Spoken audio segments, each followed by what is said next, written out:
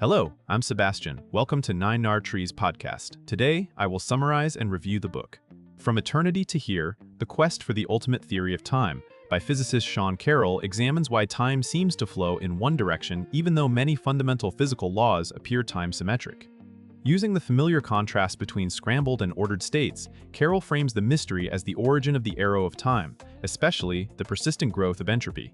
He connects everyday irreversibility, like mixing and aging, to deep questions in cosmology, the early universe's extraordinarily low entropy, the role of expansion, and how gravitational clumping complicates simple thermodynamic stories.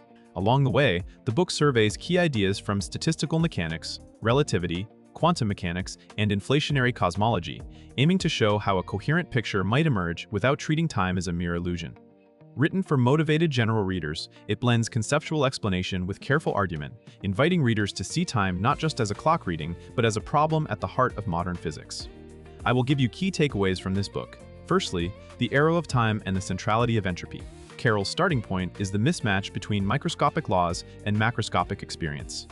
Many equations used in fundamental physics work nearly the same forward or backward in time, yet the world around us is full of irreversible processes. Eggs do not uncrack, smoke does not gather back into a cigarette, and memories point toward the past. The book develops the idea that this asymmetry is not mainly about dynamics, but about probability. Entropy measures how many microscopic arrangements correspond to a macroscopic situation. So high entropy means there are vastly more ways to be disordered than ordered. Statistical mechanics then makes typical behavior clear. If you begin in a low entropy state, it is overwhelmingly likely that entropy will increase in both time directions away from that special starting point. That reframes the puzzle. The real question is not why entropy rises, but why the universe ever found itself in such an extraordinarily low entropy condition. Carroll uses this shift to connect mundane thermodynamics to cosmic initial conditions, emphasizing that the arrow of time is a feature of the universe as a whole rather than a local add-on. Secondly, past hypothesis, why the early universe was so special. A major theme is that explaining time's direction requires an account of the universe's beginning, often discussed as a past hypothesis, the assumption that the early universe started in a very low entropy macrostate. Carroll explores why this is such a strong statement. The early universe was hot and smooth, which sounds messy, but in gravitational terms, smoothness is highly ordered. Gravity makes clumped states, such as stars and black holes, represent much higher entropy than a nearly uniform distribution of matter. So the remarkable fact is not that the early universe was hot, but that it was extraordinarily homogeneous with tiny fluctuations. The book uses this perspective to connect cosmic microwave background observations, structure formation, and the long-run thermodynamic future of a universe where gravity drives increasing clumpiness. By highlighting gravitational entropy, Carroll clarifies why simple intuition from gases in a box is not enough for cosmology. The discussion also motivates a search for deeper principles that could make the past hypothesis less of a brute fact, whether through cosmological models, selection effects, or dynamical mechanisms that naturally yield low entropy beginnings. Thirdly, cosmology, expansion, and the long future of time. Carroll situates the arrow of time inside an evolving universe rather than a static laboratory setup. Expansion by itself does not automatically create an arrow, but it changes what counts as equilibrium and opens room for entropy to grow.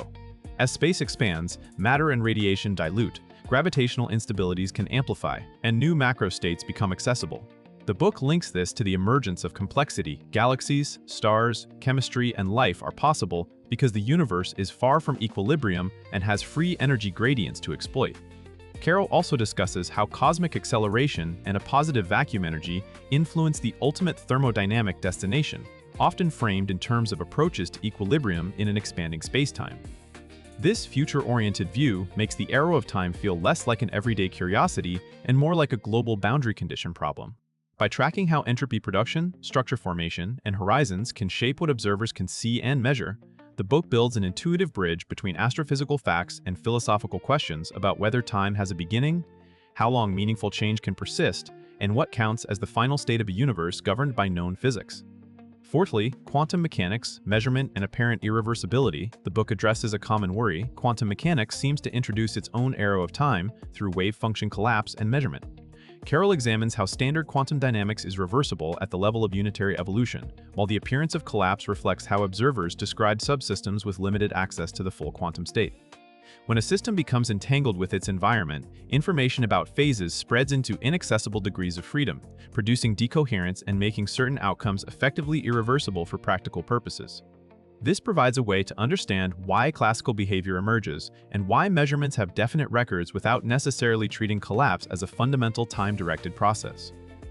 Carroll's broader point is that quantum mechanics does not by itself solve the arrow of time, because decoherence and the growth of entanglement still rely on a low entropy starting point for the combined system. The account ties quantum puzzles back to the same central issue: special initial conditions. In doing so, the book offers readers a unified lens for thermodynamic irreversibility, memory, records, and the reliability of inference about the past, showing how these depend on entropy and information flow rather than on a mysterious intrinsic direction built into time. Lastly, models for time's origin, inflation, multiverse ideas, and naturalness. Carroll explores possible frameworks that might explain why low entropy initial conditions occurred, emphasizing that a satisfying theory should make the arrow of time less of an unexplained stipulation. One line of thought involves inflationary cosmology and its variants, which can generate a universe like ours from certain precursor conditions. Yet inflation alone does not automatically guarantee low entropy starts. It can shift the question to what conditions allow inflation to begin. The book also discusses broader ideas, sometimes grouped under multiverse or eternal inflation scenarios, where many regions of spacetime exist with different histories and where typicality and selection effects become relevant. Such approaches raise conceptual challenges: how to define probabilities, what counts as a typical observer, and how to avoid reasoning that becomes detached from testable physics. Carroll frames these as active research questions rather than settled answers, presenting the quest for a natural explanation of the arrow of time as intertwined with the foundations of cosmology. The topic underscores the book's ambition to connect thermodynamics, quantum theory, and the large-scale structure of the universe into a coherent story, while being candid about where current physics still lacks a definitive, experimentally anchored account.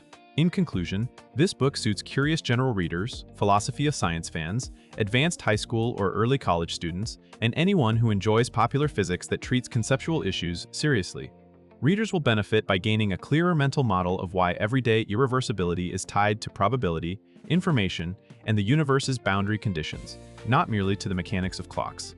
That perspective can change how you think about memory, causation, prediction, and the limits of explanation, making the flow of time feel less like a given and more like a scientific problem with stakes in cosmology and quantum theory. It is worth buying compared to many similar books because it does not stop at hand-waving about entropy. Carroll consistently returns to the hardest part of the puzzle, the low-entropy early universe, and shows how gravity, cosmological expansion, decoherence, and competing origin scenarios interact.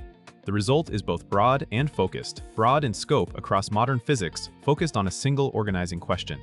If you want an accessible but intellectually honest guide to why the past differs from the future, this book provides a strong, integrated roadmap and a realistic picture of what remains unknown. If you would like to support Sean Carroll, you can buy the book through the Amazon link I've provided in the podcast description. After reading the book, please let me know what you think and share your thoughts. See you around.